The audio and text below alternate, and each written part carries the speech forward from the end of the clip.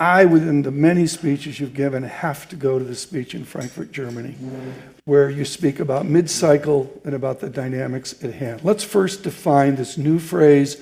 I don't believe I read it in Dornbusch Fisher Stars. What is mid-cycle? Well, what the Federal Open Market Committee sort of identified in early 2019 is that the state of the economy and financial markets and inflation were behaving somewhat differently than we thought, going into the end of 2018. And so we had been raising the short-term policy rate, the federal funds rate target for, some time. We were never on a preset course for anything, but we were basically increasing the federal funds rate by 25 basis points every quarter.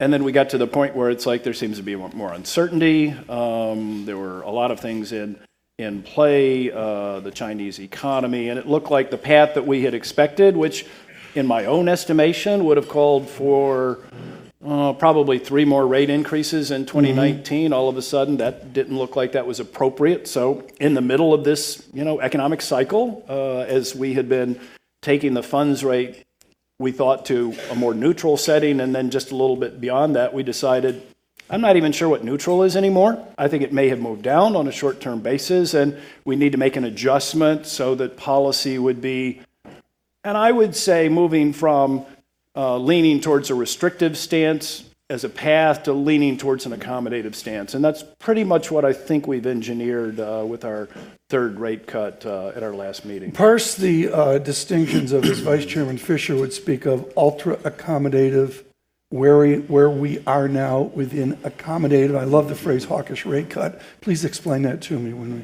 get a chance. Hawkish rate cut, is that I don't use language like that. I know. It's explaining somebody else's not appropriate for the Council on Foreign Relations. But within this is this path of accommodation that we're on right now. We're at a stasis point now, waiting for more. But how accommodative is accommodative right now? That's a great question. At some level, monetary policy can be very detailed, very technocratic. You can look at a lot of data. You can try out different models. You can look for a robust response. But at some point, you're always basically searching for, do I want to be neutral? Do I want to sit in the background and just let the economy go? Let businesses do what they do very well, capitalism, and they employ people and they deploy capital and they put it in play when the government is behaving in a nice, responsible, value-added manner, then the economy does very well, and you sit in the background. And then sometimes there's a shortfall of aggregate demand, a weakness in, providing more incentives for credit intermediation is helpful, or the other way around. So, you're sort of trying to find out, are we neutral? Are we accommodative? And I would call the mid-cycle adjustment as one where we were clearly on a path headed towards slightly restrictive, historically not that restrictive at that point in an economic cycle, but slightly restrictive. And now, in my own mind, I was searching for something that was definitely accommodative, not hugely accommodative, but definitely on the accommodative side of neutral. And I think that neutral rate probably moved down. I mean, on a long-run basis, my assessment of neutral is 2.75%.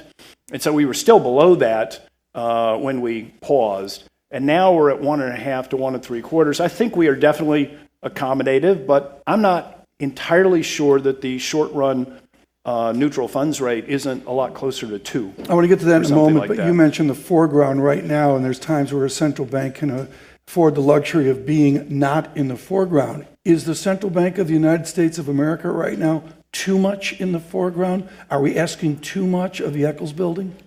No, I think at this point in the cycle, as we made that judgment to move towards something more neutral, and the short-run neutral was moving up during that time. In 2014, we still had a lot of work to do, even though we started thinking about raising rates. But I would say that policy is not that far off neutral. I'd say it's accommodative. That's a point where there are other factors, working. There's businesses are working very hard to take advantage of the tax reform.